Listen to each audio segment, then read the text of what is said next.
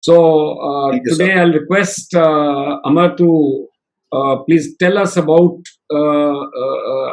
waterproofing from an architect's perspective. Like how important waterproofing is, especially basement waterproofing is for architects. Right.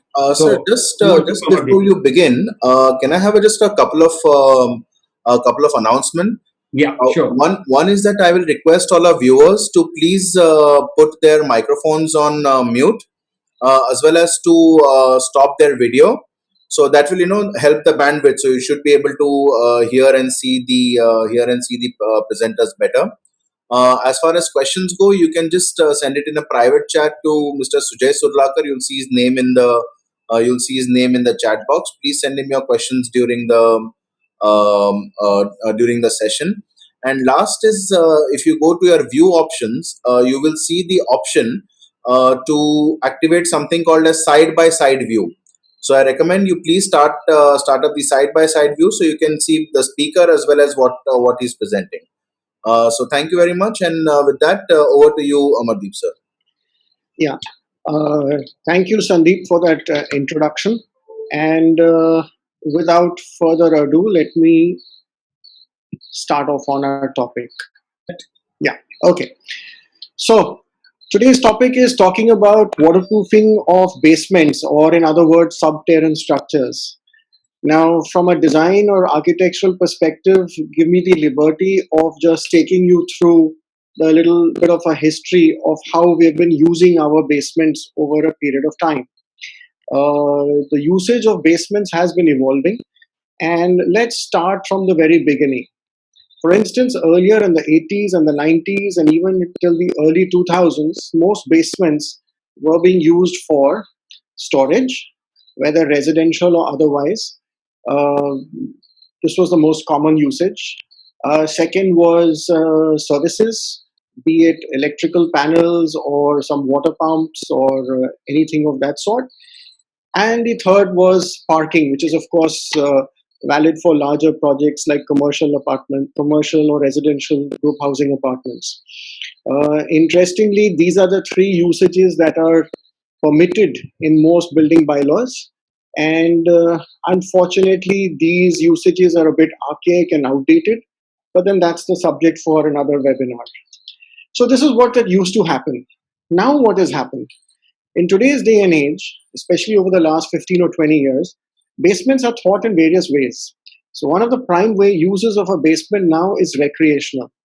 Now, as a recreational mode, you may be having audiovisual rooms, you may be having home theaters, and this could be true for both residential projects and even some other projects.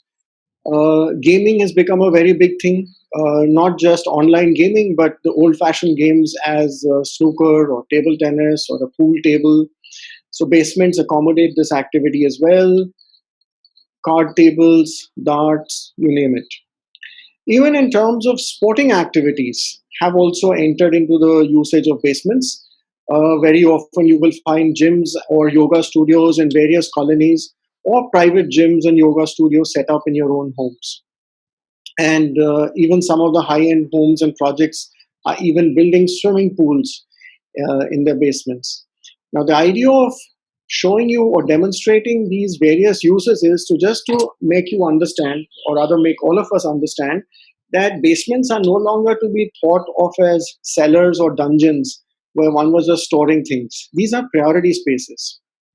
They're also being used as living spaces in terms of lounges or drawing rooms, bars, very, very popular usage of basement in many, many residential projects. It lends itself to that with the diminished lighting, etc. And of course, there are commercial uses of basement galore, be it offices, consultancy offices, maybe a few clinics. Most of you would have seen many clinics operating from basements, even some retail activities, boutiques, etc. And even some minor manufacturing, rather assembly work is also being taken up in basements. And lastly, you'll see a lot of basements being even used for landscape, in the sense that you like to have a sunken patio or a sunken garden which has landscape elements, maybe a waterfall, maybe some bonsais, etc. So the idea of just putting together this broad list is to drive home the point that basements aren't what they used to be. And now that their usage has changed so dramatically, it is inevitable that we as architects want them to be quality spaces. Quality in terms of usage, which means they must be waterproofed very well. It would be extremely embarrassing for any architect or any designer or any builder to do a basement which is intended for such a high-end use and then to find seepages and leakages in it. So the idea is that a lot of extra effort must go into what often were neglected spaces.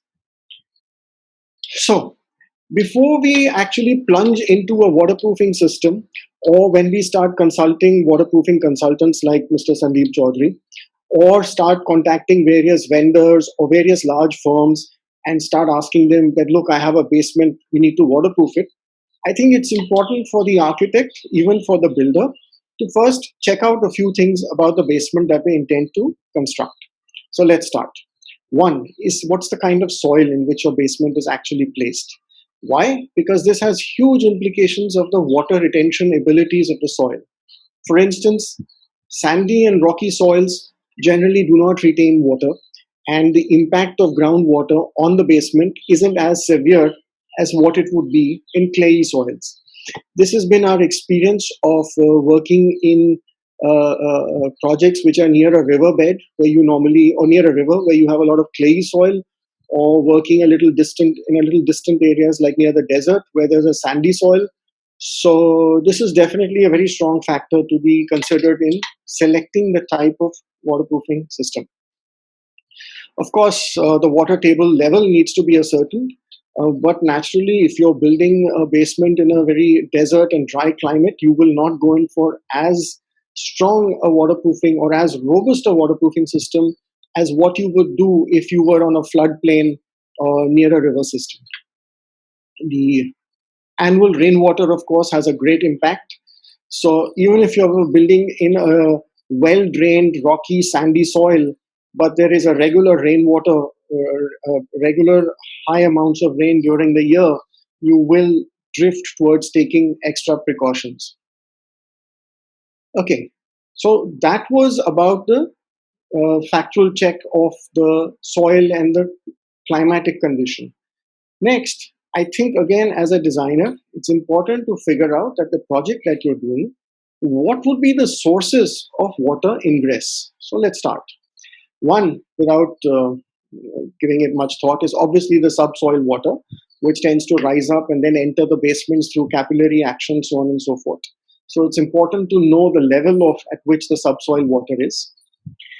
Something we spoke about a little earlier, the amount of direct rain that is falling onto this particular project and from which direction. And besides rain, direct rain, you need to consider if there's a lot of runoff of rain which is coming near your building. Runoff is again the same rainwater, but somehow that's not the rain that's falling directly on the project. It may be falling somewhere else, and then it's being directed very close to your basement. And if there is such an area of significant runoff coming towards your basement, due precautions need to be taken. This often happens when we are working in hilly areas and there are heavily contoured sites. Again, a no-brainer. If you're in the vicinity of some stormwater drainage systems or a canal system somewhere, one would accordingly have to take an extra precaution on that side. This is something which we all tend to overlook. We build our basements and then we also design and build sewage manholes very close to the basement. And one must understand that oftentimes the connecting pipes into these manholes are sometimes not as waterproof as we would like, and they are sources of seepage. Now, if these manholes, etc., are close to the basement for whatever design constraints or site constraints, again, it's important to factor in some special kind of waterproofing to mitigate possible seepages and future embarrassments. Same is for water supply lines, which you may lay or may be existing and very, very close to your basement walls. So it's important to inform your waterproofing vendor or consultant about all these factors of the project. This is one of the most important points that one must keep in mind while going in for your waterproofing system and designing your basement. I think 90% of seepages and leakages in basements happen because your basement walls have been punctured to permit the entry and exit of pipes, electrical cables, or some kind of ducts, or sometimes of a duct connected to a air ventilation system which has vibrations. So these have to be identified in the beginning and due precautions taken during construction. And after construction, all those joints need to be sealed with a specific waterproofing system, which is separate from what you're normally doing on your walls and on your rafts. This usually is the weakest point in any project, is some which has been our experience over the last few decades. Okay, so before we proceed further, just a little few basic types of waterproofing. And obviously, the type of waterproofing system that you will select will be in conjunction with your waterproofing specialist, your vendor, and all the other conditions that we just spoke about. But to briefly give you an introduction, firstly, you're going to have two kinds of protection. Are you trying to protect your basement from the positive side or the negative side? The positive side means you're actually waterproofing it on that side, usually the external face from where the water is expected to come in. But oftentimes in many projects, one is not able to do that because of existing neighbors or because of the lack of space. And one has to then do some kind of waterproofing from the inside, which is the negative side. And therefore, this factor will help you determine as to which type of waterproofing we must select. So it's very, very specific. You can have waterproofing in terms of surface treatments.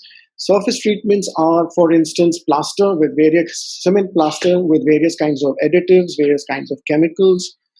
Or from surface point of view, you could be doing a sandstone barrier with the joints again sealed with various kinds of cementatious chemicals.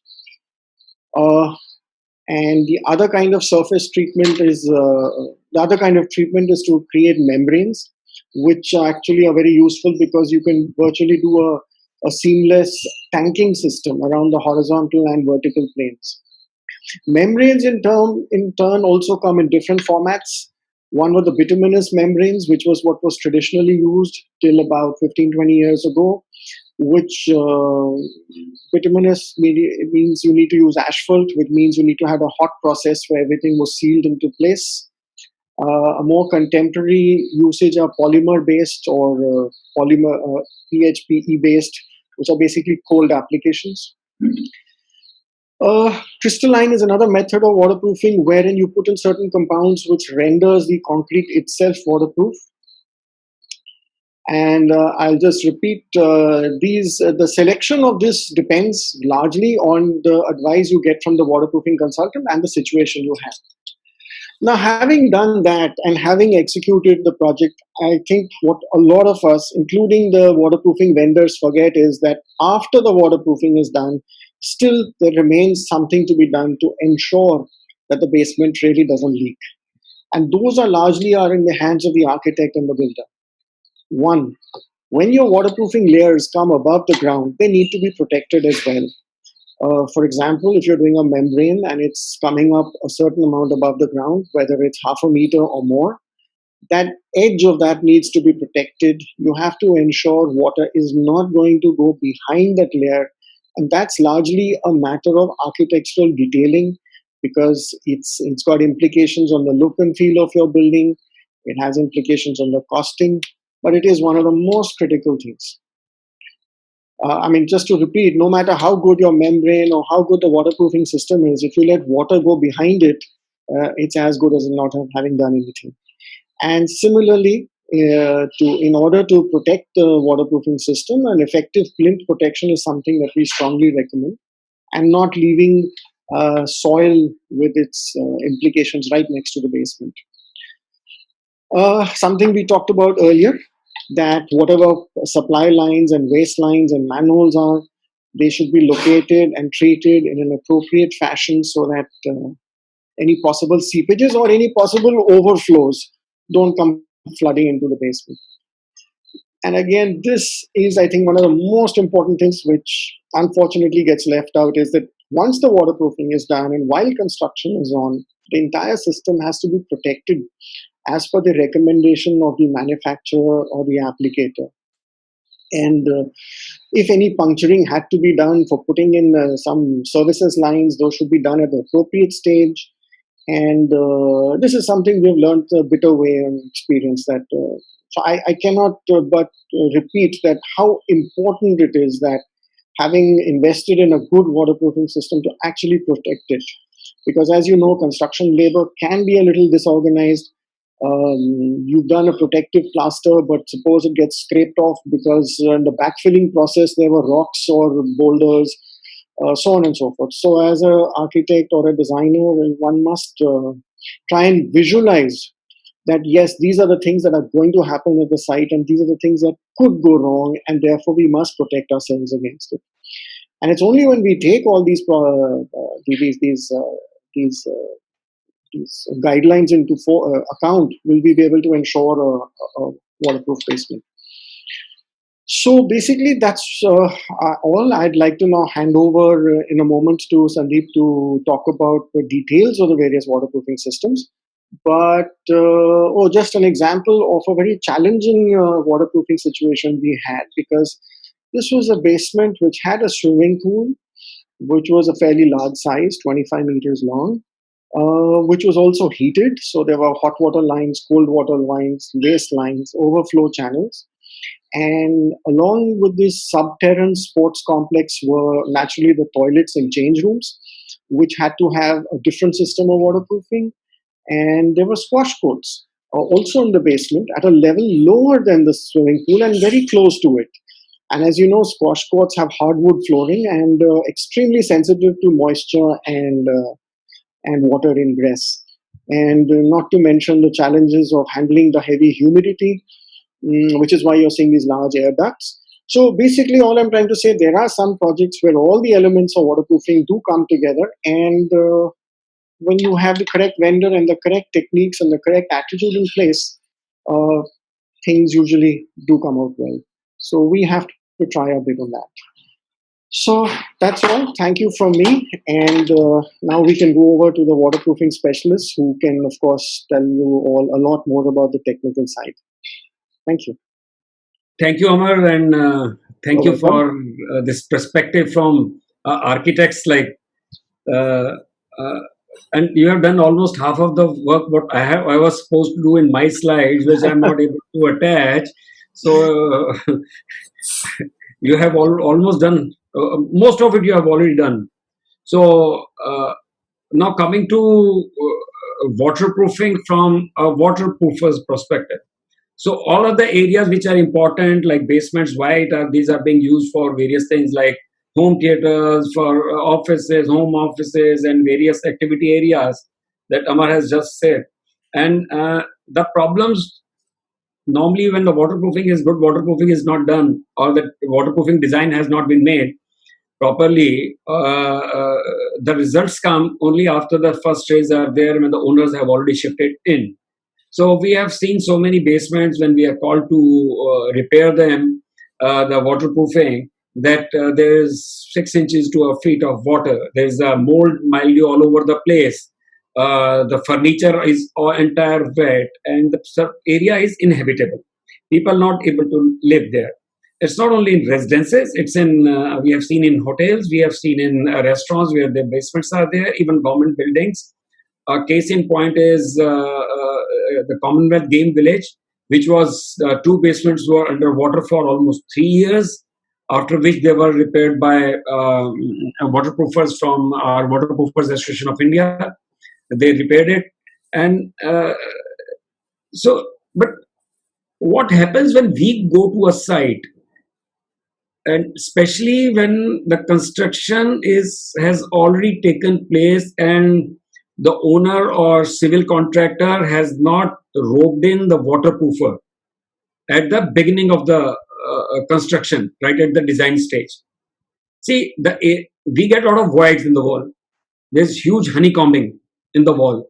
You can easily see the reinforcement steel which is there. So because of all these things have to be tackled, and ideally if waterproofer is involved at the design stage, he can discuss and decide and create a system, waterproofing system, where waterproofing is taken care of at the beginning, and what products have to be applied, whether it's a pre-built membrane, preformed membrane, and various type of preformed membranes are there: EPDM, APP, HDP, the TPE. There are so many membranes are there. So this has to be decided in the beginning, right at the beginning.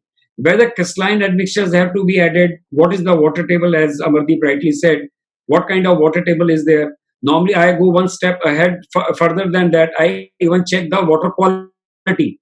Like in Delhi NCR, where the water is very hard, if you use the same water to blend your cementitious coatings, or you use the same high hardness water, high TDS water with your crystalline coatings, the properties may change. The quality will definitely change. It will not be the same as something which is used with fresh water, good quality water. So we need to, as waterproofers, we need to be, first of all, we have to be in first of all we have to be considered as specialists, because normally what happens in all the big projects, the civil contractor gets the business. He gets a subcontractor who is a waterproofer. So in some projects, some not some larger projects, there could be two different waterproofers working at the same site. If there's 12,000 square meter area, both of them are given 6,000 square meter area.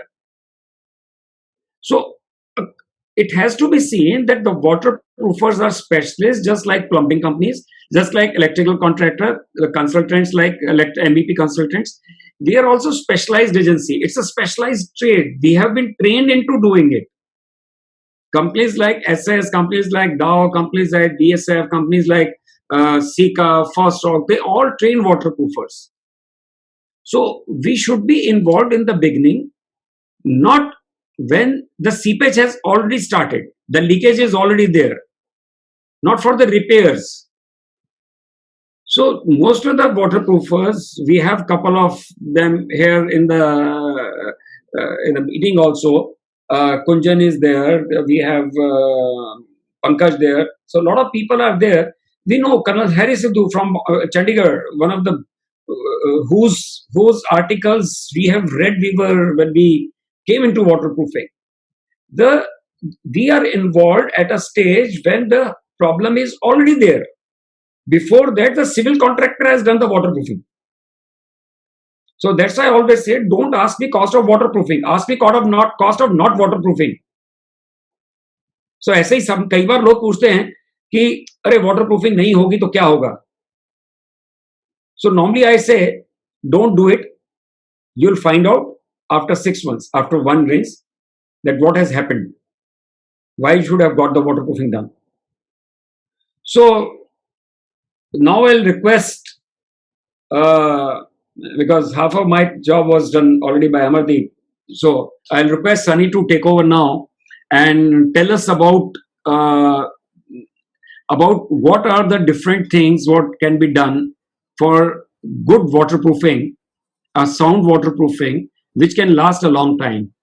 So over to you, Sunny. Thank you. Thank you very much, Sandeep ji. Okay, so a very, very good afternoon to all our viewers attending today. So I would actually echo Sandeep ji's inputs, saying that Amardeep ji, he already made our lives a lot easier, because he took up a lot of the issues that are actually that we actually need to check before we start the waterproofing.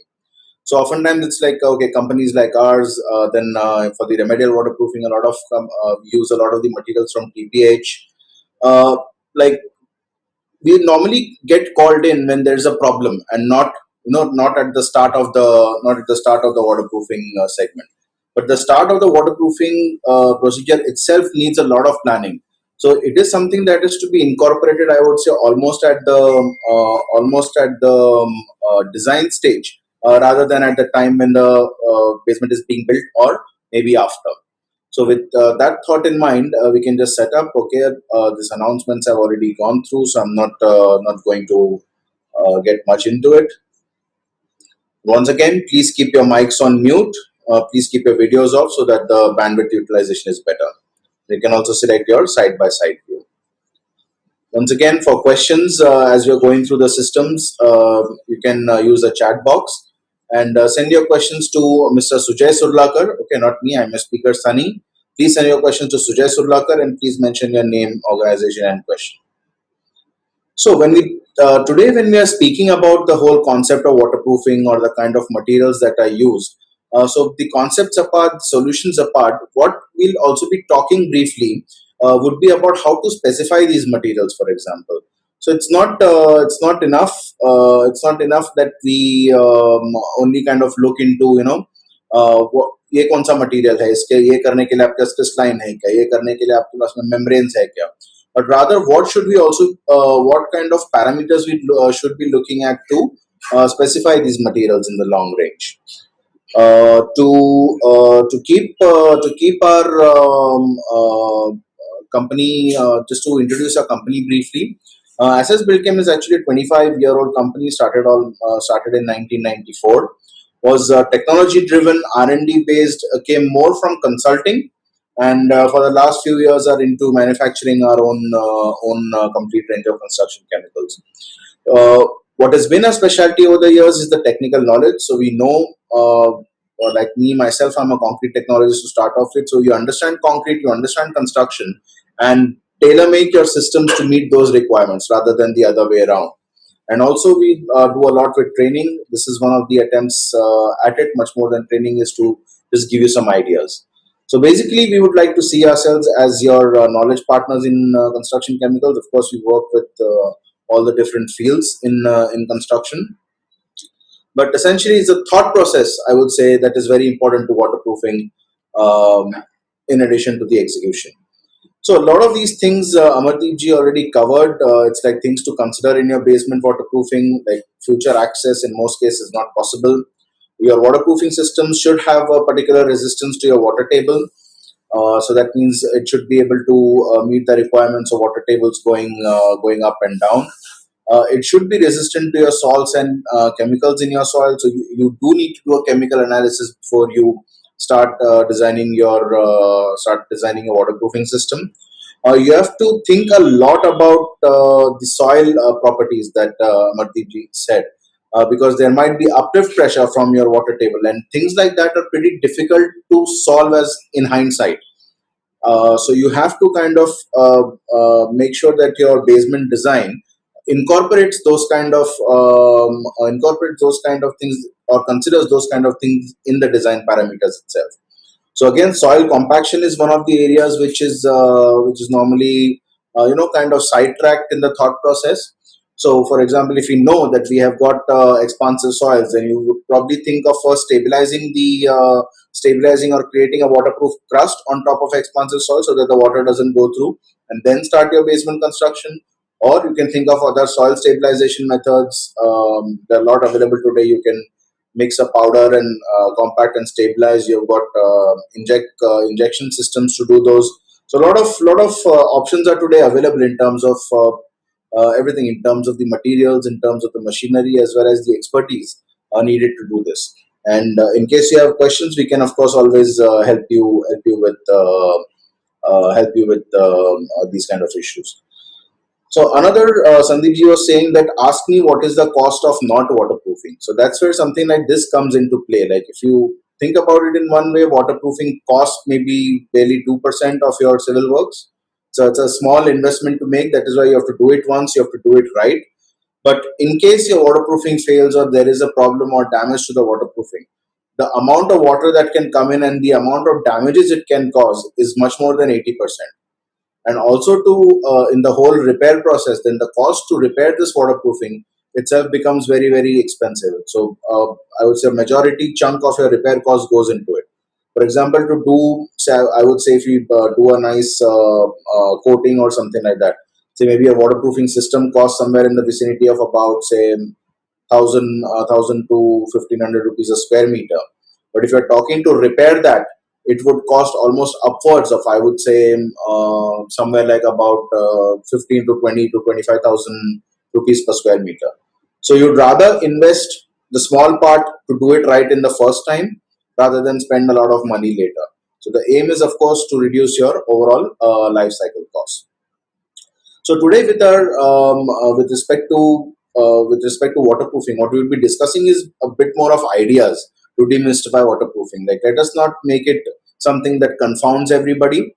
And basement waterproofing, of course, no matter how much you have done it, like a lot of our attendees I saw today have been in this line and built maybe many more basements. Like maybe basements are being built for as far as my age. Like the experience is that high, but the problems are, we are still overcoming, or we are still seeing problems in the basement, and that are problems of leakages like this, for example. So that is why when we talk about basement waterproofing, it can go into two areas. It can go into preventive waterproofing. So that is what you do at the start, like maybe at the construction stage, and then what we have is a remedial waterproofing.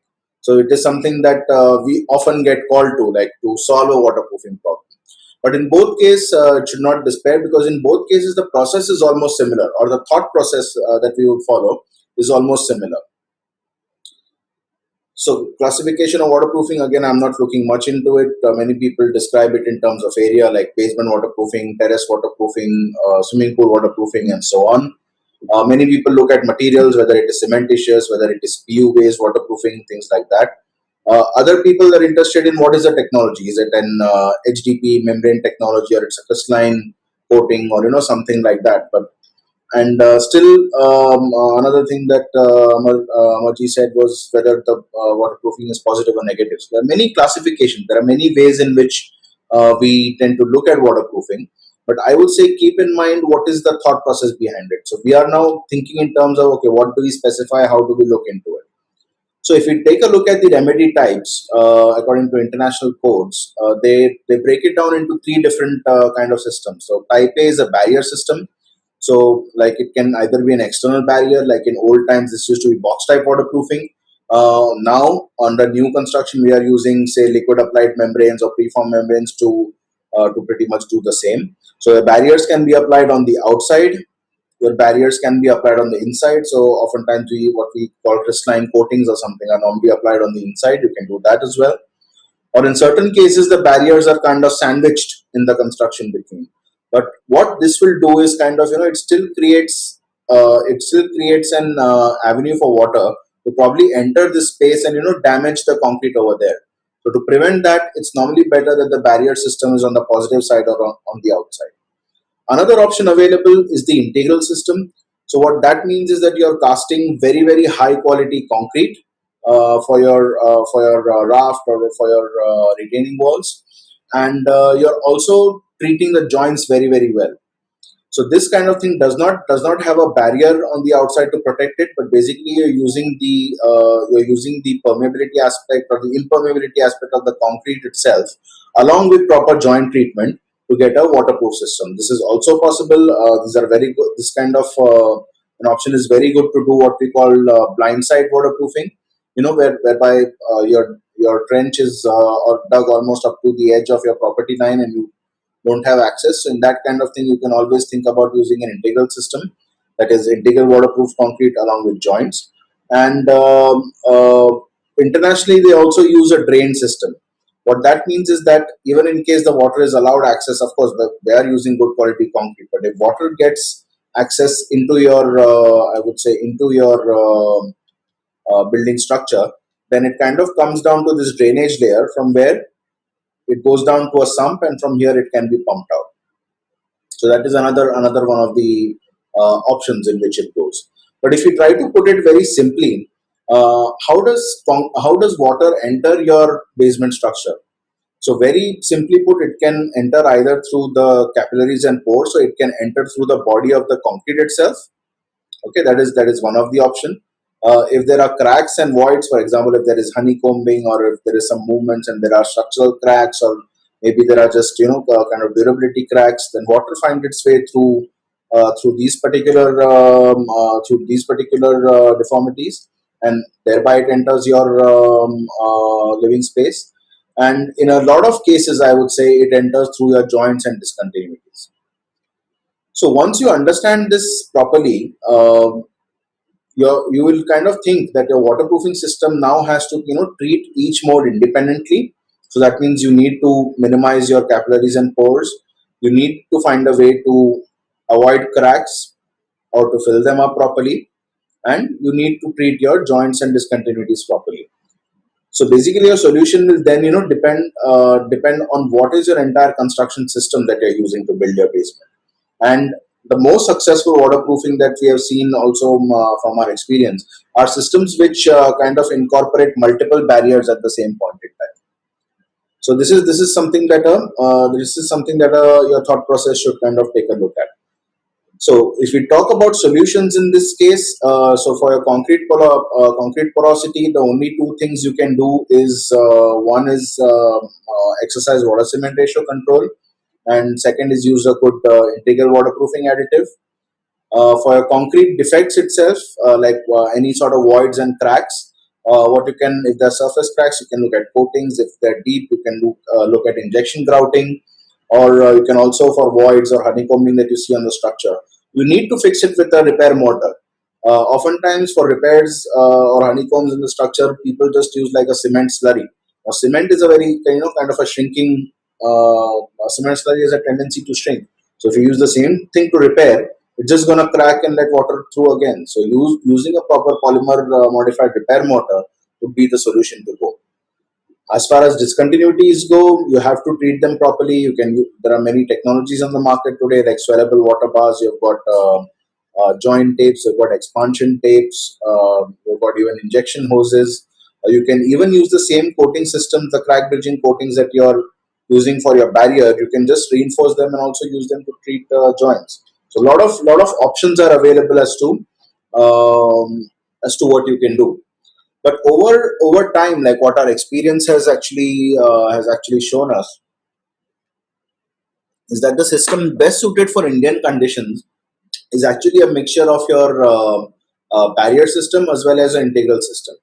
So what this would mean is that you put together like a good concrete. So your base you have to improve in the first place. Next step, you go into filling your cracks and voids. So use a proper injection grouting system, repair, and so on. You treat your joints properly, take care of all continuities, your covings, expansion joints. You have to treat this very, very carefully, because almost 80 to 90% of water ingress problems comes through joints itself. Then you go in with your barrier system. Okay, this can be liquid applied coatings, it can be crystallization, it can be membranes. So a whole gamut of solutions are available. And last but not least, again, like Amarji said, you have to also think about drainage and protection. For example, if your basement is subject to constant, like a high water table, and if there's a lot of uplift pressure, so what you have to do is kind of think about putting in a permanent drainage system, so that you have got drains all across the outer periphery, and from there it goes through a sump, and you can pump out the water. And also protection of your waterproofing system is very, very important. So here also what you need would be like a standard of care, so that you take care while doing the backfilling, or using the right plaster, or using the right kind of protection boards to achieve that, to ensure that there is no damage to your waterproof system. It is a must. We will have to do it. So when we talk about base improvement, so the first thing that we think is how to make concrete better. Okay, so when we talk about any substrate, or when we talk about waterproofing, it's basically we are applying a membrane or a coating or something. That's what we classically think of as waterproofing. But the moment, if you do it to a bad base, or if you do it to a cracked substrate, or if you do it to a damaged substrate, then it's not really going to have a long life. So waterproofing will remain only as durable as the substrate that it is being applied to. So most of our construction today, it's in RCC. but it has got the main problem that concrete is porous. Okay, so concrete loves water. It will allow water to pass through it.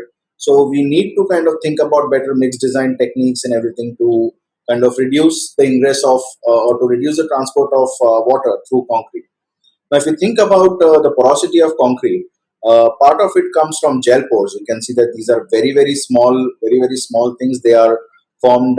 These pores are formed as a side result of hydration. Then you have the capillary pores, which come due to excess water cement ratio in your concrete. And lastly come compaction pores, which means these are basically entrapped air. That means you are placing the concrete and not compacting it properly. Then you have a lot of these pores. And this kind of pores, like these two, are the most dangerous because they allow maximum water transport through your concrete. And then it is basically this kind of porosity that lets carbon dioxide or chlorides or water to enter your concrete system, directly reach the reinforcement in time, and start causing the damage. So what this damage does is, over time, a durability problem actually becomes a structural problem. So that means that it will manifest. Initially, it starts off as a durability issue that waterproofing was not done, but say in maybe 2, 3, 4 years, it will go on to become a structural problem. So the first solution, of course, is water cement ratio control.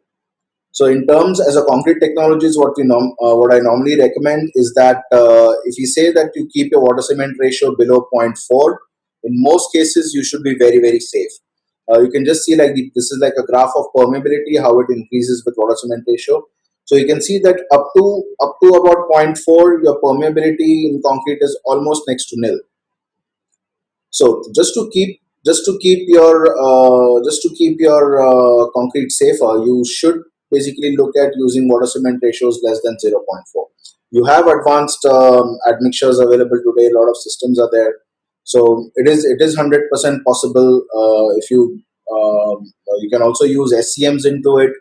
That helps reduce your cement consumption. There are a lot of things, but basically water cement ratio control is where good concrete will start off.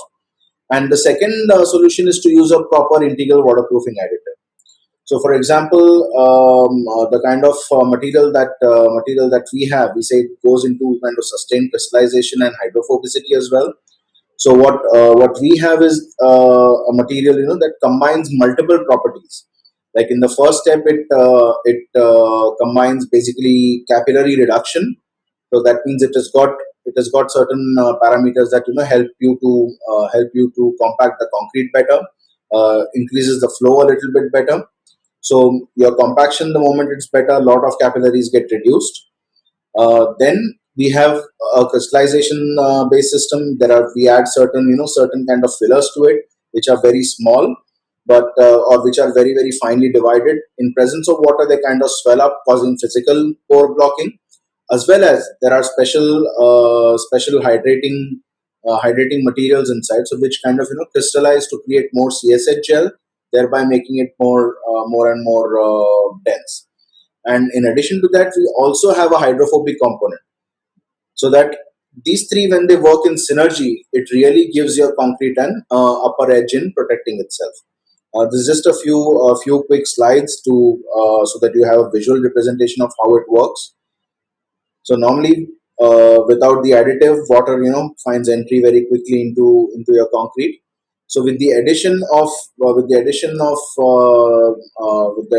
our integral waterproofing additive, what it does is basically you can achieve a very good compaction into your concrete, and with that compaction, you can close most of your compaction pores, close a lot of your capillary pores, so that automatically your resistance to water ingress is increased.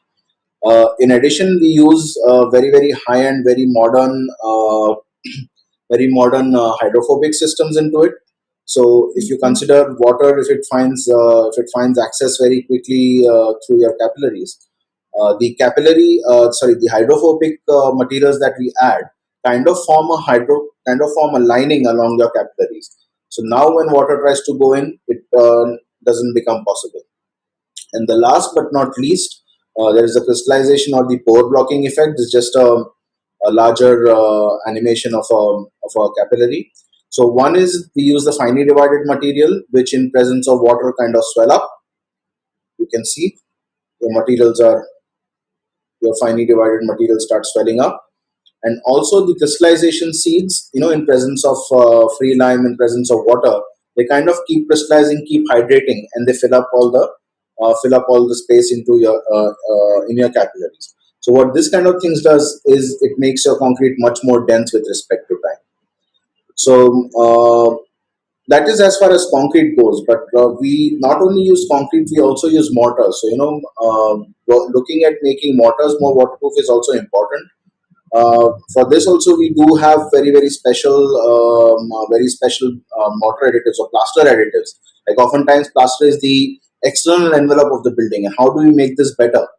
Like you can even see this is one of the materials that is used as Plastproof IL. It's an additive. So once you add it to the plaster, you can just see the workability that you get. This is in crushed sand, so you can get very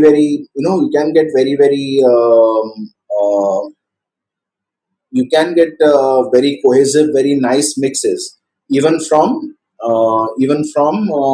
crushed sand kind of mixes. Like you can actually see, so it makes kind of a good, very lightweight structure, but at the same time it's got dense. It hydrates completely, so a plaster by default becomes much more waterproof. And now this plaster, when you use on your external face, you're already half of your waterproofing problems across your either that, or even if you use it as the protection layer on your basements, it really helps to create an additional barrier for water to go through. We also use a lot of polymers when we talk about waterproofing, because these have many positive impacts to your mortars. So we mostly use these polymer mortars for things like your to make covings, use as fill materials for your penetration and so on. So for all those purposes, it is absolutely fit and fine. So it does work as a good integral waterproofing additive. So in among some of the areas of application, we say it's mortars, it's bond coat, and also many people use this, as a waterproofing coating with cement. But this, I would say, is a wrong thing.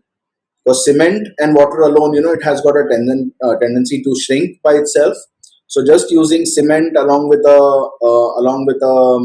polymer is never the answer to a good waterproofing system. You need to use properly formulated materials, two component materials, to get the most performance out of it. So when we talk about the usage of most of these materials, it's pretty easy. You can just dose it into your mixers. Dosages are 1 to 2% by binder weight. It's not much, and you can even dose it into your RMC trucks. And once you do, you can just mix it for about 5 minutes at max RPM. That ensures that it kind of disperses very easily. So it's basically quite an easy thing to use. You can disperse it into your concrete at the batching plant or on site, depending on. So it's a very flexible kind of material to use. So as we say, we've got quite a few even on the market. If you see, and even with what we are trying to do, there are many different kind of integral waterproofing solutions that are normally there. But we have broken it up based on the applications. For example, the basic liquid one, it will only work on the principle of capillary reduction and compaction improvement. Can be used for concretes less than M30 in strength. Then you have the next one, which is Conproof HP kind of one, which also, apart from the first two, also includes a hydrophobic effect. And then this can be used for concretes below M40. You can use it for all your screeds and plasters and so on. And the next one which is the kind of most effective one. So it includes the first three: reduction, compaction improvement, hydrophobic, and then adds a crystallization effect to it.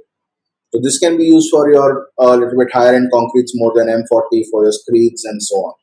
But when we talk about you as a consultant or as a specifier, so what you should be looking at, I think we should be going much more in terms of performance rather than saying, okay, use this particular material at this particular dosage. I would think it gives both the constructor as well as the waterproofer a lot of leeway if we can specify performance. So performance in terms of surface absorption, performance in terms of penetration under pressure, and then specification in terms of construction sequence. For example, you have to put in controls to say, okay, the compaction will be done in accordance with these rules. You have to say that the curing has to be done in accordance to these rules. For example, using of a good acrylic curing compound, for example. That is a very good solution to ensure that whatever raft or your walls that you're casting gets very good curing. It kind of creates a film on it, and 100% curing is assured. So you have to start thinking about specifying in these terms rather than simply looking at it in terms of what materials to look into. So we have the same system for mortars as well. Or for mortar means it can be a plaster, it can be something that you use to patch concrete, it can be something you use to make covings or something like that. So you can have like a plaster additive, especially you can have an acrylic based additive for your mortars. If you use the acrylic based additive, it gives you UV resistance, so you can have a SPR based additive as well. So it depends which one you choose and for what particular application. So I think this is where we need to kind of come up with a different kind of thought process, that rather than specifying only materials, you say, okay, you can use this material, but let it meet so and so parameters. For example, for mortars, it should meet parameters of bond, it should meet parameters of flexure, so that there is a crack resistance, and you can also have it tested for penetration under pressure. But I think most labs across India are geared up to do a water penetration test. So it's one of the easiest things to kind of specify. Okay, so the first part would be took a look at integral waterproofing, concrete, improving the concrete itself. The next part would be treating your cracks and voids. So before we start treating something, you always need to understand the crack itself. So there are a lot of parameters that you need to see, or that you need to study in a crack before you can decide how to treat it. There's no universal solution to treating crack. For example, you need to take a look at crack depth, like whether it's a surface crack or it's a deep crack. You can think about something like crack width, whether it is less than 1 mm, greater than 1 mm. These are very kind of easy to specify or easy to evaluate kind of things that are put together. You have to have an idea whether your crack is moving or static. So that will dictate whether your film material is a rigid material or it's an elastic material. And last but not least, you have to evaluate the wetness of the crack, whether it's dry, it's damp, it's leaking with no pressure, or it's leaking with pressure. So each one will warrant a slightly different way of treatment. So why I'm talking about cracks and leaks at this point in time is because, say, even in case you've got your secant pile wall, or your diaphragm wall across your building line, and even in case that is leaking, so you actually need to fix that first before you can proceed with your rest of your construction sequence or rest of your casting sequence. And then so that is why the crack to treat cracks becomes one of the most important things you need to look at.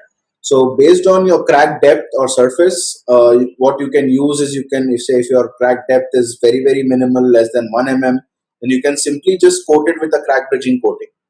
So whatever flexible coating you use to coat your basement in general, like a bead cementitious, like a 2K cementitious or a polyurethane, you can directly coat it onto the crack. That will sort of fill it up, and the performance should be pretty good. If your cracks are a little bit deeper, then you need to think about impregnation with a low viscosity resin. A resin can be either, for example, if it's a non-moving crack, you use an epoxy. If it's a moving crack, you can also use a very, very low viscosity polyurethane in that case, so that it gets some sort of ductility to fill and not open the crack back up. If your crack is, say, somewhere less than 5 mm, then you can cut and patch with a polymer modified mortar and then put a crack bridging coat on top. This is one of the oldest methods which we use to treat cracks. You can do that. And in case your cracks are deep, then you need to go in with injection systems. So for example, you can do one with the surface packers if they're 5 to 10 mm deep. If they're still much more deeper, you can do it with bore packers. So even the kind of methodology you use is based on what kind of crack you're seeing. For example, if it's a through and through crack, then you can go through and through and then do a curtain routing kind of scenario to stop the water. So that is where this concept that Amar sir was talking about was the waterproofing, whether it's from the positive side or the negative side.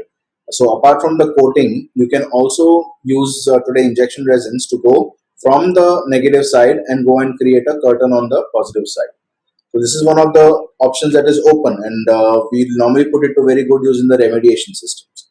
Crack width is another criteria. Of course, if the need be, I can share a small, maybe like a page long write up on this one. But your crack width basically dictates again what kind of material goes in. For example, if your crack width is very small, then only a resin kind of system will work for it. Then as they get bigger, then you can start using cementitious systems and so on. So crack depth, crack width, and then what do you call it? The wetness would be the three criteria which you can use to treat your crack properly. Okay, so again, so crack movement is one of the another one of the criteria that you can look at. For example, if your cracks are static, then you can use a cementitious or an epoxy based system. And if your crack movement means if your crack is moving, then you have to use a flexible kind of flexible foam or a flexible resin. So even the PU foam that you use actually comes in multiple grade. So even for waterproofers or a lot of the specifier, people just say, okay, if there's a crack, if it's leaking, just use a PU foam. But then comes the question, what kind of PU foam to use? So then, so in case you have got doubts, please ask us. We'll help you out with the selection of the right materials for the right application. So now one of the German codes, they've gone into actually quite a lot of depth in selecting of what materials to select. For example, the F is like a cementitious based system. Then your S is a swellable system. Your D is another kind of polymer system. So based on the wetness of the crack, they have given a full blown guideline on what resin you have to select. So generally, in short, for if you have a damp crack, you can use say a damp non-moving crack, then you can use cementitious or epoxy based system. If it's a wet or flowing water crack, then you have to go in for PUs or acrylic systems. So again, another one of the easy to read tables that I made, but we can share this in a write up to you later on. So when it comes to the material, now comes like how do you go about selecting or specifying the material. So those are basically the specification guidelines that you have to follow or you have to think about. So when you're putting it in the specification, you can just put, okay, for cracks less than 1 mm, you do this, more than 1 mm, you do this, wet, you do this, dry, you do this. Moving, you do this, unmoving, you do this. So it is not enough to just say, okay, injection in the specification, just make injection cracks, just inject the cracks and close it. That's not enough. Or only cement grouting is not enough. I think we need to kind of take it in the right way to get the right solution. So we talk about materials. The oldest and the most rudimentary systems were the water plugs. So they could fix most of the leaks. So you just kind of make a cone shaped ball in your hand, and you just force it into your leak, and it kind of stops it. From there, we went on to cement grouting. Again, this is one of the older techniques. Cement grouts, of course, they have become much better. And last, even PMM, like in case the cracks were not easily treatable, then you could just chase them open, fill them with a polymer mortar, and fix it. But from there, today we have gone into modern materials and technology. So we have got even structural PUs. So these are both a little bit flexible, but mostly can transfer loads across crack. Then you have very highly or very flexible kind of polyurethane resins. So this, once you inject into a crack, it can accommodate movements as well. And then you have your extremely fast foaming PUs to stop even rushing water. For example, if your basement water table is high and you're seeing a gush of water into it, then maybe a material like this can quickly solve it. In remedial treatments, oftentimes what we can do is, we know that the waterproofing coating behind it is not functioning. So we can do something called as curtain grouting. So you just kind of grout at you just make your grout holes at regular intervals, horizontally as well as vertically. and then you use like a highly elastic methacrylate gel based system. So you can create a curtain right behind your wall or right below your basement floor. So this is one of the best and the quickest ways, I would say, today to kind of have a foolproof repair of already leaking basements. So in terms of solutions, just to give you a quick recap, we can use cementitious injection grouts. We've got solutions for those. We have the cementitious mortars for patching, of course. So again, a lot of solutions we have for those. Your epoxy-based injection grouts. This is to be used only if your cracks are very fine, and if it's I would say a little bit moist, but not really damp or wet. In that case, an epoxy-based system doesn't work. If you are trying to treat masonry itself, we have got chemical damp-proof courses for masonry as well. Your instant water plug that we spoke about, and then these are the modern injection grouts that we're talking about, based on like foaming polyurethanes. You've got elastic sealing polyurethanes, structural PU, and of course the methacrylate gels. Just to give you a quick idea, a couple of quick videos to show you how the injection system works. So PuroCrack is basically like a very flexible elastic sealing resin. So even in case you have your cracks and you have it mapped out, you just need to kind of drill holes at a 45-degree angle to it. Okay, drill it all along the length of the crack. You clean out your borehole, you fix your packers, and after that your injection can go through. So again, the process of this, I'm trying to put it together for you in a very simplistic way. Of course, the details will have to be worked out after seeing the problems on site. So this method has to be used either in a preventive way right at the beginning of your waterproofing program, or it can also be one of the things that you do for a remedial waterproofing in the future. So this is the next one this is the next solution that I was talking about. This is more used in the remedial section, or to kind of solve basement leakage problems. For example, if you are seeing a lot of wetness, dampness, or leaks in your basement wall, there's not much you can do. You cannot access the outside part of it. So in that case, what you can do is you can drill through your basement slab, or you can drill through your basement walls. You can drill through the joints, and then do the injection process. Okay, so I'll just so you do that. You have to, again, the procedure of course remains the same. You have to clean out your boreholes. You have to maybe you can flush them with water, clean it out, make it, fix your bore packers, and then you go with the injection with the methacrylate based injection system. So this is basically a kind of a gelling material. So that means it's got a short reaction time. So you have to go for it in about 2 or 3 different, minimum 2, and you can go for better option. You can go for 3 steps. So you go with the first injection. You start creating your curtain. So what it does is it's kind of a gel. It's a liquid when you pump it, and slowly starts becoming a gel. So this gel has got a very low viscosity. It goes behind. It starts mingling with your soil, and then creates kind of it's kind of like a concrete or a mortar system, which is waterproof by default. So you can also use this same thing in soil stabilization. The viscosity is very low, about 2 to hardly about, I think, 2 to 4 CPS. Very low viscosity, so it can very low viscosity, so that it can penetrate into different soils. So again, you can do that. So you do the second injection, and you do a third line as well. So you are 100% sure that by the third time you are injecting, you are actually forming a very seamless kind of layer behind your element. So let me just jump forward a bit.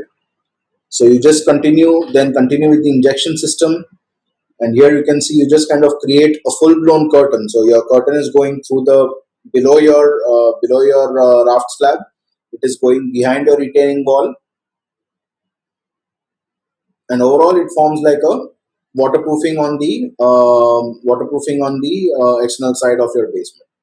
So again, this is one of the very good options to use for remedial waterproofing, I would say.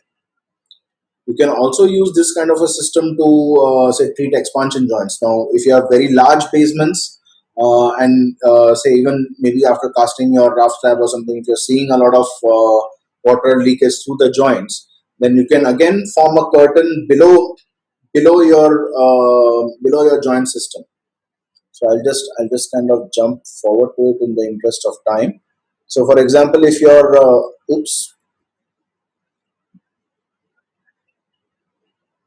So, for example, if your existing water stop has been damaged during construction, or there's some problem and it's letting water through, so you have to kind of go through your expansion joint or go through your old treatment. Again, you make the drill holes at a 45 degrees angle. You fix your bore packers, and you can inject this material. And this material again is of low viscosity, so it will go through all the cracks and voids in the periphery of your joint, as well as it will go below it, intermingle with the soil, and create a complete barrier below it. And plus, it's very flexible. So even if there is some movements in your expansion joint or something, then it can sort of take those movements. So you kind of repeat the treatment all across your expansion joint. This is how it works. So it's something very good once you think of in terms of remedial waterproofing. So you have taken care of your concrete, taken care of the cracks and voids. So now you should have a relatively nice dry structure to start working. So the next thing you have to do is taking a look at joints. So now again, like we said, treating cracks, understanding them was important. Then while treating joints, understanding joints is important. So you might have a construction joint, which is kind of static, non-moving. Then the main problem comes with in terms of expansion joints, which see actually movement along the joint. And then you have the transitions. For example, you may have the horizontal to vertical transitions, or you may have pipe penetration. So each one of this needs to be treated on its own merits. For example, you might go with a combination of grouting, swellable water bars. Maybe you go with something like expansion joint tapes, or maybe adhesive joint tapes applied with resins or sealants. In terms of transitions or in terms of penetrations, you can use like swellable water bars. You can use a flashing tape at this corner.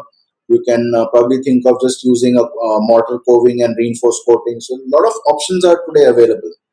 So when we talk about water stops, again, not all swellable water stops or not all swellable water bars are created equal. So what you have to see, or what's most important, is the expansion rate. So a very good quality, or based on European norms, here you can see that the expansion of the water bar goes up very slow with respect to age. So it's not that you just the water touches the water bar and starts swelling up very very fast, because that way it is also exerting tensile forces onto your concrete, and it won't it won't have a quality that's as good, because the expansion is going very fast. Maybe the structure of it is not strong enough to withstand water pressure at a later date. A good expansion, good swellable water bar like this one, for example, when once in service, can take almost up to 5 to 6 bars of pressure. This is how it very quickly it works. And the best part about this kind of material is that you can use it in a variety of different things. You can use it in your pipe penetrations, on any cold joint, anywhere, horizontal, vertical. It's easy to fix. That's one more of the salient features. So you can either fix it with an adhesive, sealant adhesive, or you can fix it simply with a hammer and nail. The most easiest way to kind of look into or fixing this material. That's what makes it very nice to use in a construction system. Another tip to be specified, or tip to be used, is that you have to specify that the water bar, the swellable water bar, is placed like say at about 50 mm from your water side. So it kind of stops the water before it gets through the center of the wall. So that is the main idea. Like you stop it at as close to the water side as possible, so that water does not enter your living space.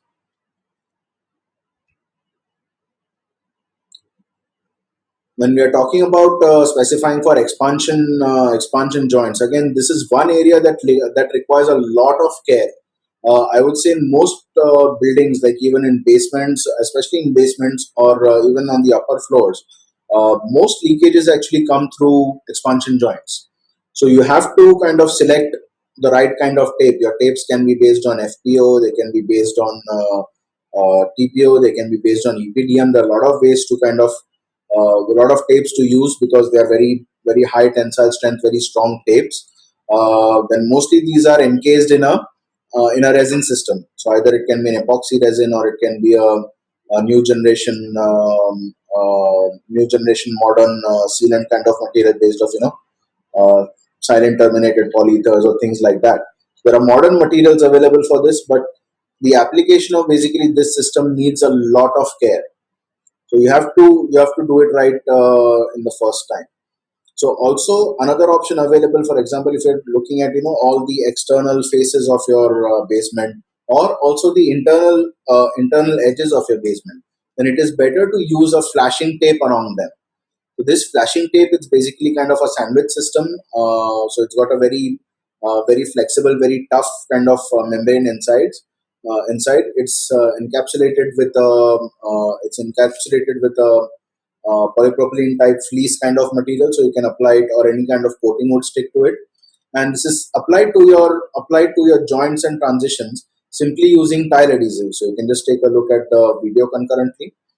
So it's very easy to apply on your joints, and it kind of waterproofs the joints both ways. Means it waterproofs it this way as well as from the other side. So to use it on the outside faces of your basement, or to use it in the inside, along the inside edges of your, or the inside transition of a basement, just gives it an additional line of safety at the edges. So you can also use this across construction joints if you see it fit so. And this is applied with a flexible tile adhesive. In case you're using a 2K cementitious system, you can apply it using that as well.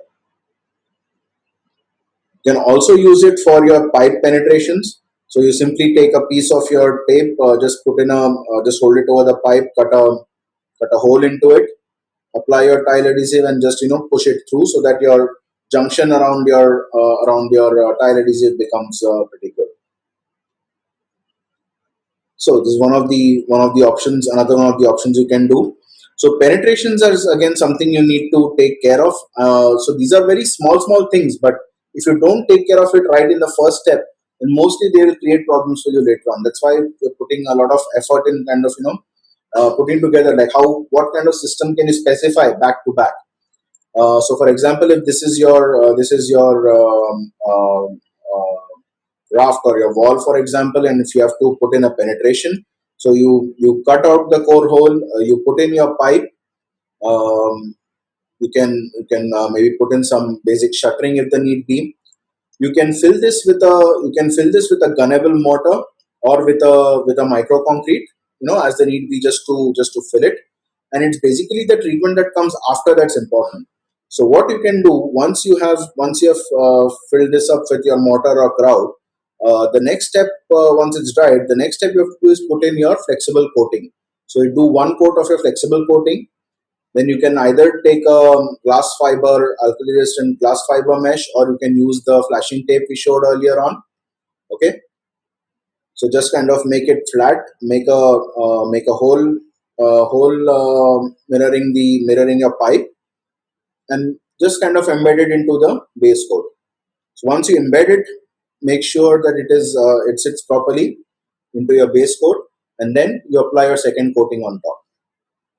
So this is just the kind of process you can follow. So with core cut, you put in your pipe, put in the shuttering, use a non-shrink grout or gunnable mortar, use a coating on top, put the reinforcement, and again coating on the other side. So similar thing you can also do with the swellable water bar I showed you earlier on.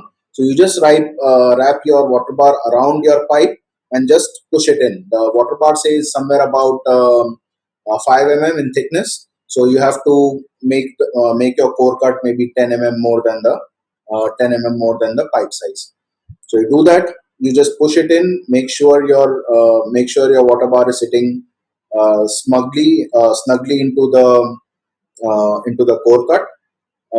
The other areas you can fill it up with a gunnable mortar or something like that, and then you again do the coating on top just to ensure that water from the positive side cannot go through. Okay, so you can cut out your flashing tape or cut out your reinforcement, embed it into the coating, and then do your second coat on top. So this will ensure that no part of this particular penetration would leak over its design life or its service life. So the last part comes is your waterproofing barrier systems. So again, Amarji said that you have your crystalline systems, which are mostly used for internal applications. The second most important way you can use it for broadcasting. Then what we recommend for most basements today would be, or say in case the basements are not very large, or even for normal sized buildings. So the best treatment you can do is based on a simply highly flexible 2K cementitious material. One is because it's a cementitious material; it goes well with RCC construction. The thermal properties, expansion, contraction, all those things are the same. The new formulations allow it to be very highly flexible, very tough. So just once you do that, you put on a coat, they're automatically resistant to a lot of chemicals and everything. It makes it a good option. Or you can also use highly flexible pitch modified PUs, because also these have got root resistance in case you're planning after the backfill you're planning a garden on top.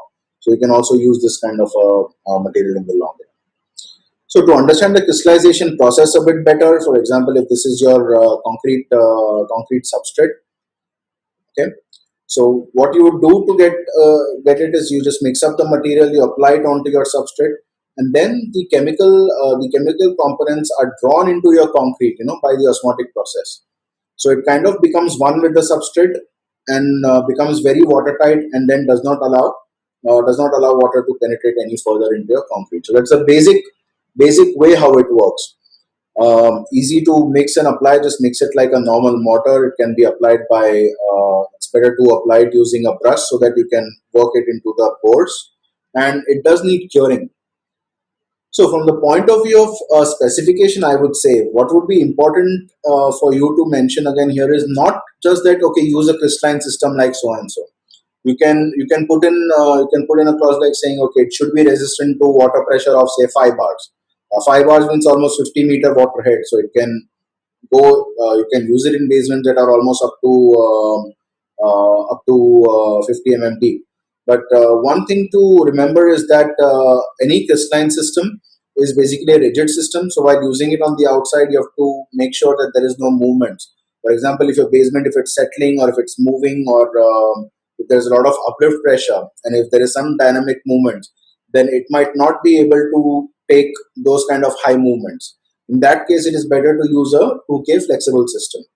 So this is oftentimes one of the things that we don't think, but this kind of system works best to use it as a broadcast.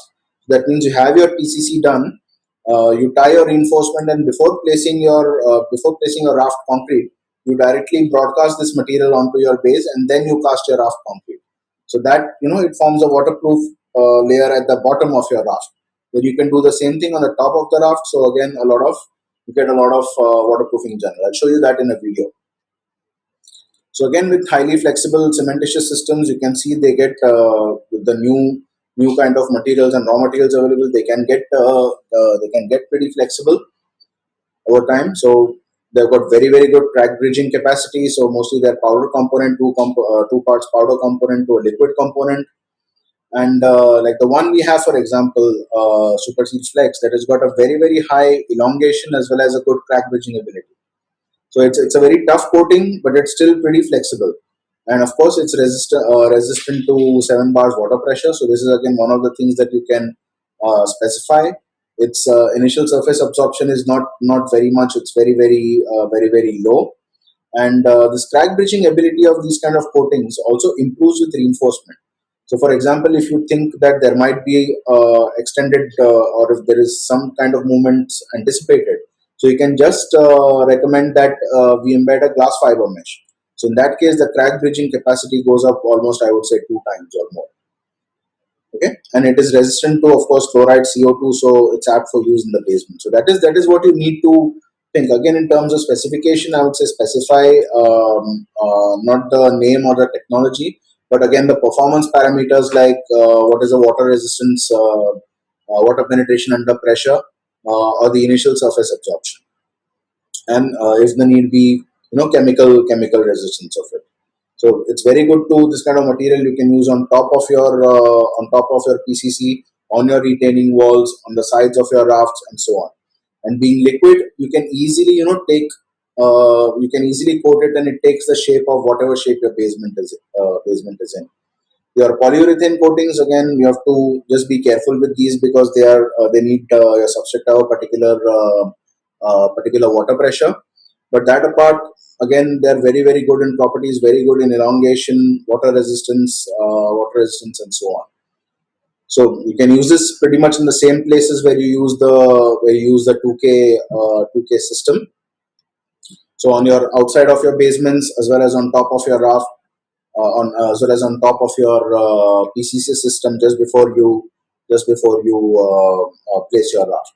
So considering all this, one thing you have to remember that the liquid applied or fluid applied systems do need a good protection. So a plaster layer on top, or a protection board, or say something like a dimple board or something like that might be a good option to add to these coatings. So, for example, if you take a look at the detailing, it has to be pretty detailed if you take a look at it. So, basically, you need to first treat your ground, then take a look at casting the PCC, maybe, use an integral waterproofing additive here.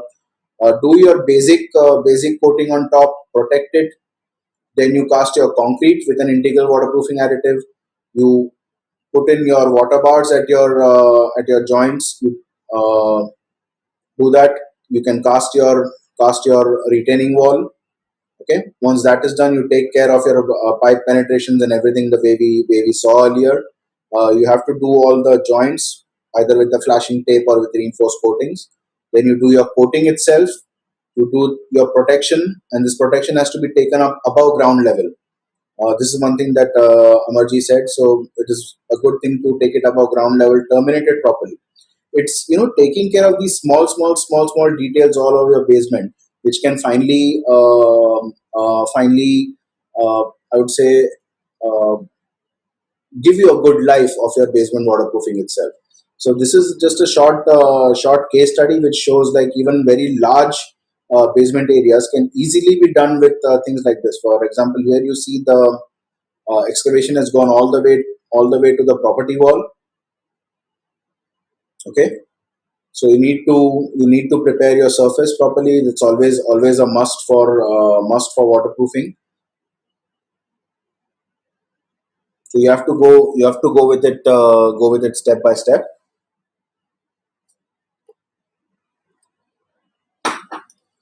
So in the surface preparation also will come your things like any place where you're seeing the leakages, for example. So they're just marked out. You can see here they're just marked out all the damp areas. So these damp areas are going to see your injection routing things to go at the first step. Okay, so you have to drill your holes, to put in your injection packer. So you're going through and through this wall, and you kind of inject it. You ensure that all your dowel bars are fixed.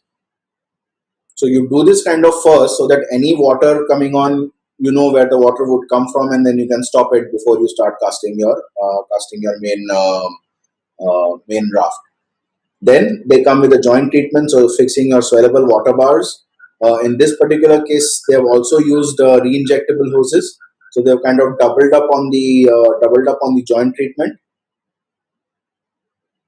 And later on, they're going to be doing integrally waterproofed concrete, as well as the crystallization system by broadcasting.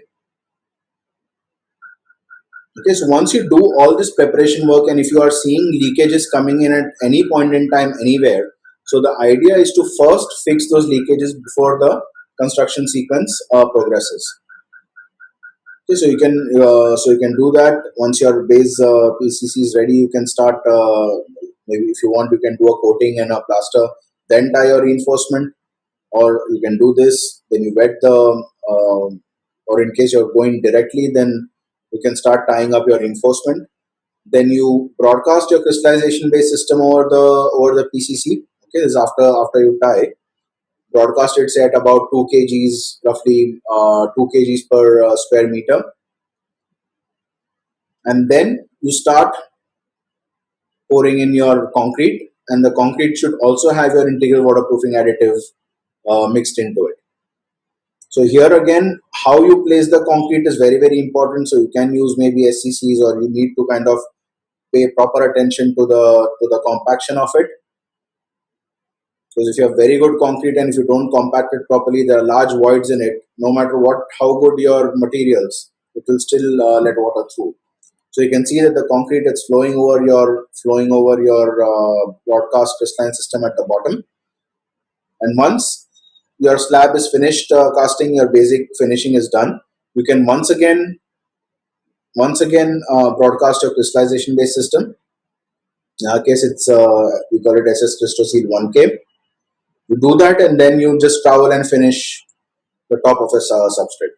So in this case, your crystalline system is actually becoming integral with your basement raft to start off with. So your basement or your raft is kind of protected both ways. It is protected from the bottom side, and it is protected from the top side as well. And your concrete itself is waterproof as well. So you can do pretty large basements like this one, for example, was with one of our partner companies. It's almost 18,000 square meters that was done. So this next slide just talks about few common problems, because often a lot of those things come up as questions. So some of the issues that came to my mind, I just thought of putting it into a slide, for example. So if we have at a later date, if you've got settlement in your building, like maybe one part is settling down or your foundation start to settle a little bit, your building will settle for the first about 5-6 months until it is loaded initially. But once it kind of reaches an equilibrium, there should be no further movements. So in case there is a lot of settlement and that settlement is causing cracks and leaks, so in that case, you can either go topically to the cracks itself. So you can go to the cracks and kind of use the crack treatment option that we talked about. You can use the methacrylate gels. You can use the PUs if the need be. And in case you are not able to stop the settlement, then you have to think about options like stabilizing soil, for example. So I'll just do this. So in case your settlement doesn't stop, then you have to think of stabilizing the soil. So in that case, again, we have to use some of the injection techniques. The next point we see is, of course, slab uplift. This is very, very common, especially in cities like Bombay. So the only reason why slab uplift causes cracks is that your slab or your basement raft thickness is not enough. The counterweight is not enough to take care of your slab uplift. So that is the primary problem. So that is something that you will have to solve to get the water to stop coming in. So you can start off with a combination of PU foam to fill the voids below. So that means you go through and through your basement raft, go down to the soil. You can use a PU foam, or nowadays we also have something called silicate foams available. So you can just use it to fill the void, so that it sort of fills the voids, and the water finds it a little bit more tougher to come up to the bottom of your slab. You can use the methacrylate gel to stabilize the soil around it, so it is able to withstand, and the amount of uplift it can exert can kind of be reduced a little bit. But despite that, you will have to cast an additional thickness of the slab to counteract the uplift pressure. So this is your final I would say remedy in that case, so that you can actually put on that much weight. You're very effectively counteracting your uplift pressure, and that will help you to solve your problem. Of course, then your inside walls, you can go in with a crystalline system just to keep the dampness from showing. Basements on expansive soils is again something that Amardeep sir spoke about. So in that case, you will have to pre-stabilize the soil. So we have got different kind of soil stabilizers in powder form or in liquid form. So you can use that. Take care that your soil is stabilized before you start. Before you start the basement construction. If the need be a mock load test or something can be done just to check the effect or how effective your soil stabilization is. So here your geotechnical engineers, your structural engineer, as well as your architect and your waterproofing agencies will have to kind of work together. For leaking masonry basements and dampness, one is if you want to go for curtain injection with acrylic gels, or then we also have got special damp proof courses to prevent rising dampness in masonry basement. You can use the crystalline system from inside to make sure the dampness is not seen. And then we also have got OPC free mortars to use as different pointing mortars. Dampness again in masonry walls, you can do it both based on the severity of the things. Damaged joints, of course, they will need to be treated. You can use pretty much the same systems that we saw earlier on. So with that, I would say thank you very much for your attention. And in this time, I would say thanks for also joining us for this meeting today morning. And just stay safe, stay healthy, and we will come back much stronger. Okay, in case there are any questions, you can always write to us at you can always visit our website or write to us at info@ssbuildchem.com. Okay.